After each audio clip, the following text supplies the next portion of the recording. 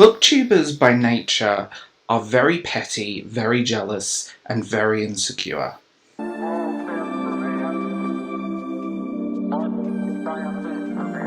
Hello! So when I first started this channel, I did the booktube thing.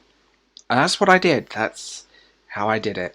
And I did tag videos and wrap-ups. And I still do wrap-ups, but I don't do tags or anything now. My move out of booktube, especially in the last few years, and the last 2 years, has just kind of shown me a few things. By nature, booktubers are very petty, jealous, and insecure.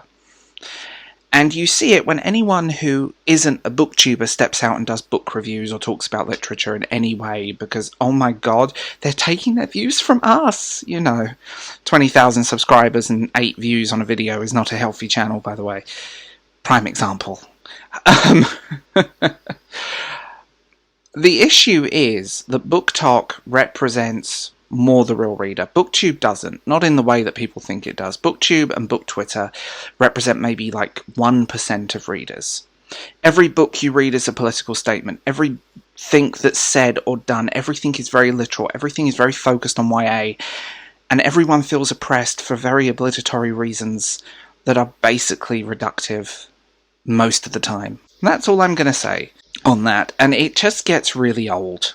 When you look at BookTok, and yes, there is an emphasis on the new and shiny, and there is a consumer element, because by nature humans are consumer creatures. We like things, we like stuff. It's our nature. But when I see the people I'm seeing on BookTok that are getting a lot of traction are far more diverse in terms of reading, in terms of politics, in terms of opinion, than BookTube will ever be. You're seeing, I don't know, Harold down the road who loves historical fiction. You're seeing science fiction geeks talking about the books they love and underrated books that no one's ever heard of. And BookTube won't touch with a 10-foot barge pole because, oh my god, they're written by cis white men.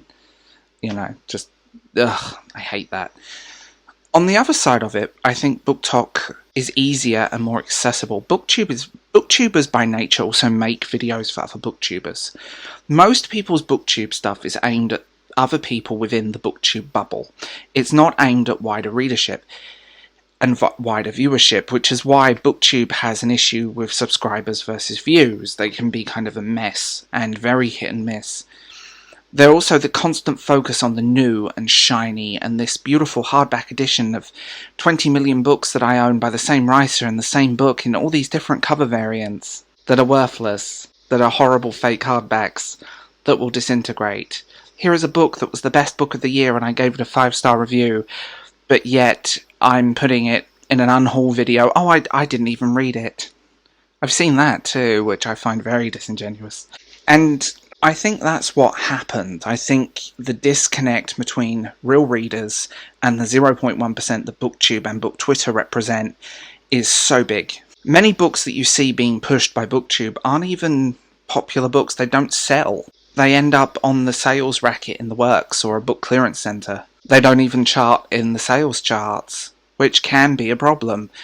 And you wind up with that situation of books that just no one cares about. And no one really reads. And it's just an endless push because it's always the same books. By the way, I know I'm generalising here, but I'm just talking on the wider scale, the most visible elements of BookTube. I think BookTok is BookTube's biggest rival. I think BookTube as a whole has been irrelevant for years. It's not a growing platform. And YouTube isn't pushing this stuff. YouTube by nature is also not helping these smaller channels. And that's a problem.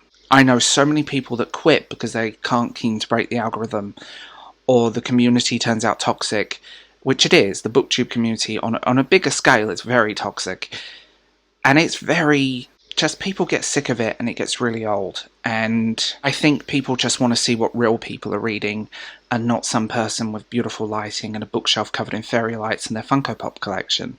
Yes, I did that video. Yes, I'm talking about myself. I think BookTube is slowly becoming irrelevant in the terms of just promotion, looking at books, because we all know all the stuff of like affiliates marketing and all of this stuff, and it actually doesn't do sales. There's studies into this which is fascinating. I think BookTok as a whole is like the future of book reviews and book talk. And by the way, I'm on TikTok. If you guys are interested, please follow the link in the description. At the end of the day, BookTok is what people are actually reading, what people are actually engaging with, where BookTube isn't. And that's the disconnect.